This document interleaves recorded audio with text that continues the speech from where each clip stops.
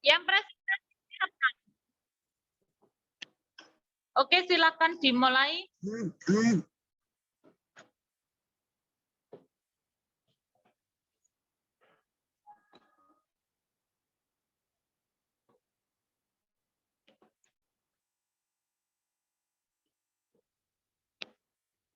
Suaranya tidak terdengar.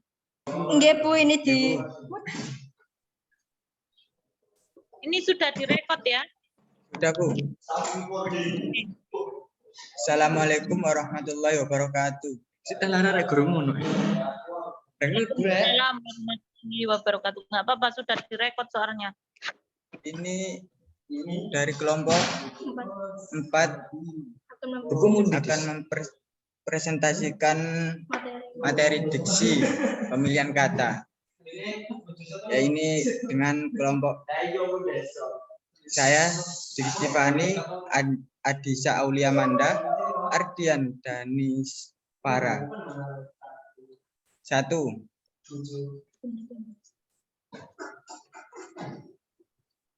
Pengertian diksi. Diksi diartikan sebagai pilihan kata yang tepat dan selaras dalam penggunaan untuk mengungkapkan gagasan sehingga diperoleh efek tertentu. Seperti yang diharapkan Kamus Besar Bahasa Indonesia dalam Yolanda 2013.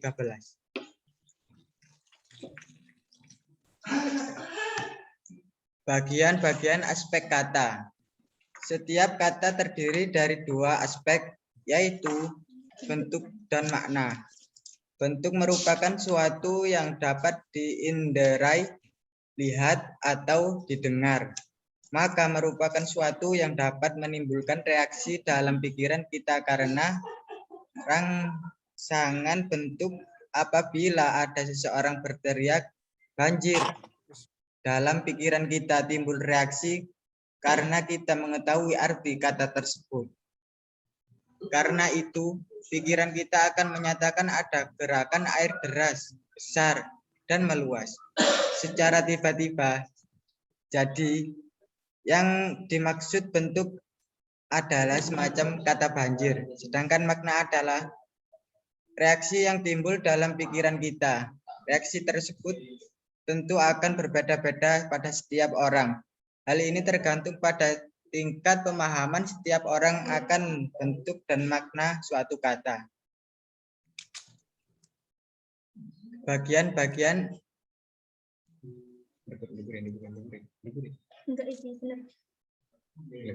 ketepatan pemilihan kata. Bahasa sebagai alat komunikasi berfungsi untuk menyampaikan gagasan atau ide. Pembicaraan kepada pendengar atau penulis kepada pembaca. Pemilihan kata yang tidak tepat dari pembicara atau penulis dapat mengakibatkan gagasan atau ide yang disampaikan tidak dapat diterima dengan baik oleh pendengar atau pembaca. Oleh karena itu, kita perlu memperhatikan hal-hal berikut. Kata bermakna di denotatif dan konotatif, kata bersinonim, kata umum, dan kata khusus, dan kata yang mengalami perubahan makna.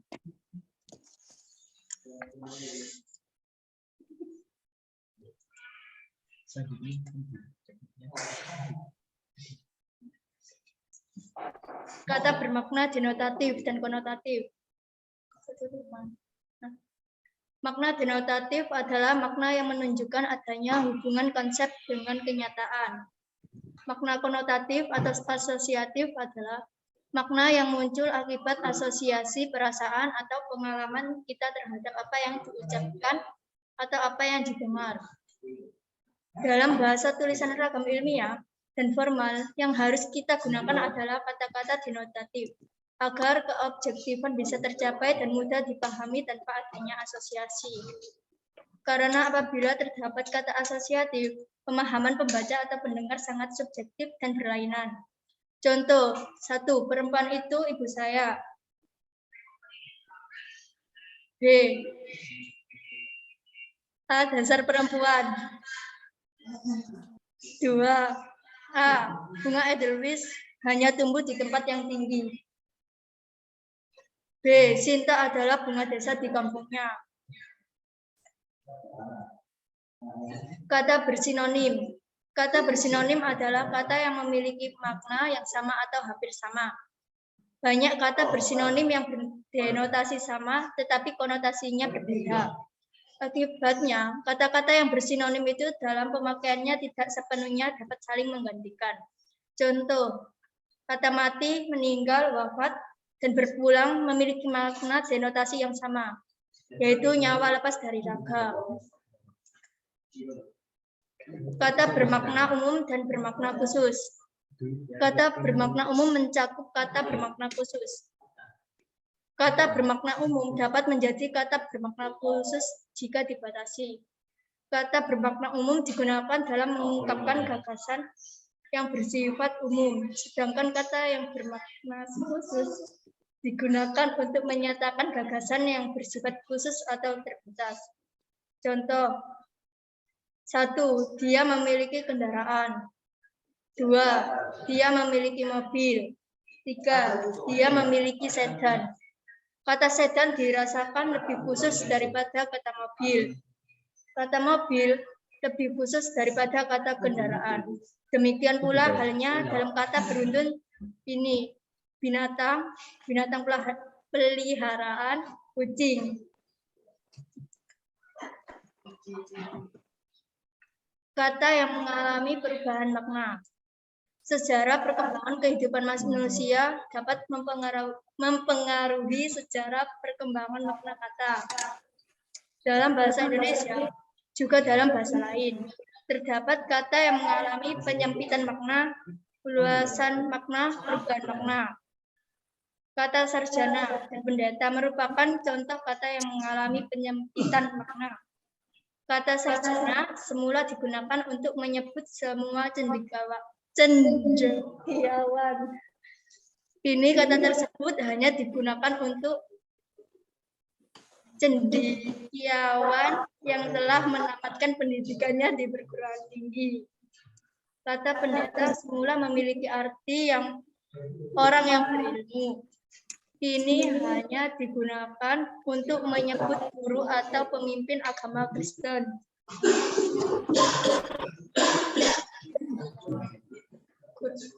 Kesesuaian pilihan kata. Kesesuaian pilihan kata berkaitan dengan pertimbangan pengungkapan gagasan atau ide dengan memperhatikan situasi bicara dan kondisi pendengar atau pembaca. Dalam pembicaraan yang bersifat resmi atau formal, kita harus menggunakan kata-kata baku.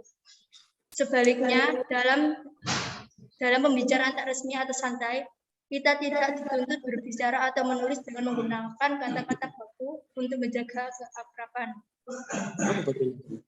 Agar kesesuaian pilihan kata dapat kita capai dalam berbicara atau menulis, kita perlu memperhatikan hal-hal berikut. 1. Dalam situasi resmi, kita gunakan kata-kata baku. 2. Dalam situasi umum, kita gunakan kata-kata umum. 3. Dalam situasi khusus, kita gunakan kata-kata khusus. Sekian yang dapat saya sampaikan. Apa ada yang ditanyakan?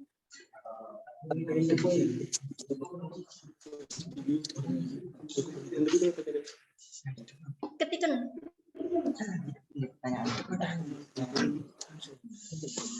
Kita mau bertanya. Pertanyaannya yaitu nomor 1. Jelaskan mengapa diksi diperlukan dalam bahasa baik lisan maupun tulisan. Sekian pertanyaan saya. Ya, terima kasih untuk Mas Alfi, pertanyaannya sangat bagus. Sebentar ya. Langsung dijawab apa?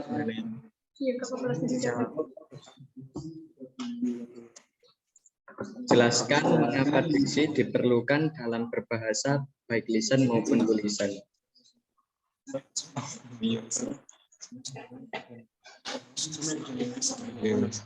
Itu karena membuat orang yang membaca ataupun mendengar karya sastra menjadi lebih paham mengenai apa yang ingin disampaikan oleh pengarang, membuat komunikasi lebih efektif, melambangkan ekspresi yang ada dalam gagasan secara verbal ataupun tertulis, membentuk ekspresi atau gagasan yang tepat sehingga dapat menyenangkan pendengar dan pembaca. Apakah kurang jelas penjelasan dari saya? Oke, saya terima jawaban Anda. Terima kasih. Apa ada lagi yang lainnya yang ingin bertanya? Oh ya, Saya lagi. Saya akan bertanya lagi. Tuh, Mas, oke. Apa? Pintar. Yaitu apa Apa saja saja yang yang menjadi menjadi pokok masalah dalam diksi? jelaskan. Jelaskan. Pokok masalah dalam diksi.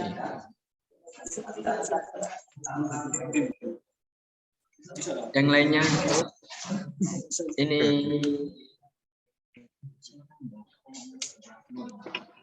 oh ya, apakah ada lagi yang lain?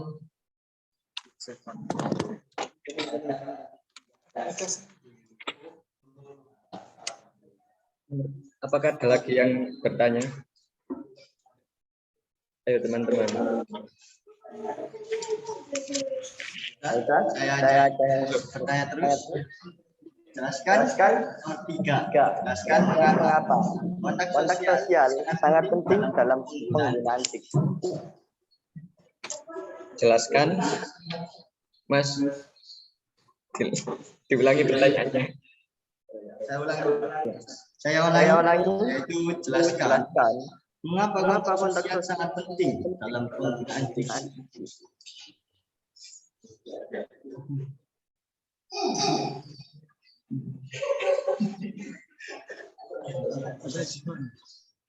Apa ada lagi? Saya mau bertanya, apa yang dimaksud kata bersinonim dan berikan contohnya. Sekian. Ini Mas siapa? Mas. Dari Mas Wafa. Oh iya. Kata bersinonim ya Mas ya. Oke.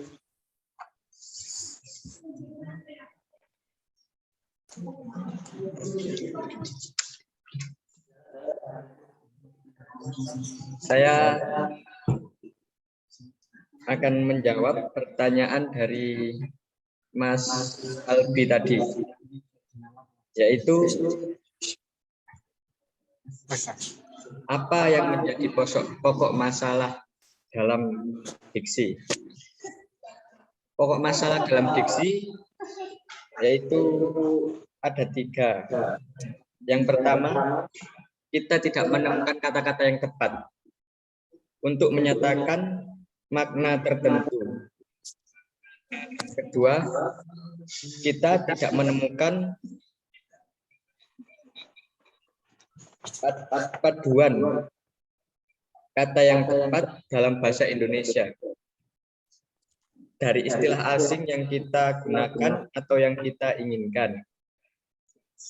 Yang ketiga, kata yang tersedia belum mampu mewakili seluruh aspek terkait makna yang ingin kita sampaikan. Itu Mas penjelasannya. Ya, saya terima jawabannya. Terima kasih. Apa kurang jelas? Siap, jelas.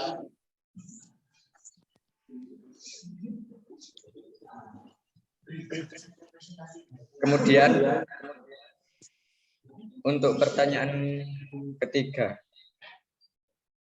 yaitu jelaskan kontak sosial yang sangat penting dalam penggunaan diksi, yaitu apa gitu?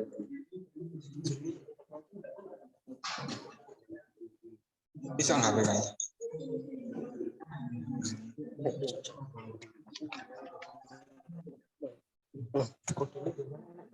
Kontak sosial yang berperan penting terhadap penggunaan diksi karena dapat melambangkan gagasan yang ingin diekspresikan. Komunikasi yang efektif menciptakan harmonisasi dalam berkomunikasi. Apakah kurang jelas, Mas? Ya, siap, jelas. Jelas toh. Jelas. Selanjutnya pertanyaan yang keempat, yaitu apa yang dimaksud kata bersinonim dan contohnya. Kata bersinonim itu persamaan kata ya, yaitu bermakna mirip atau sama dalam bentuk kata lain. Itu sinonim sering disebut dengan persamaan kata. Begitu, Mas. Contohnya apa sih?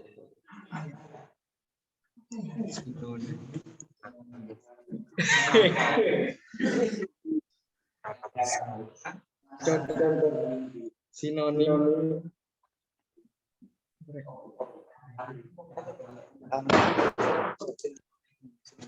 contohnya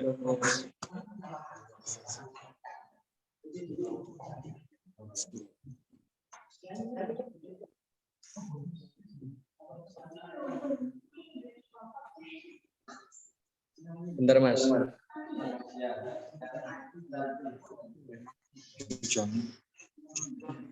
Ini lupa ini contohnya sinonim apa?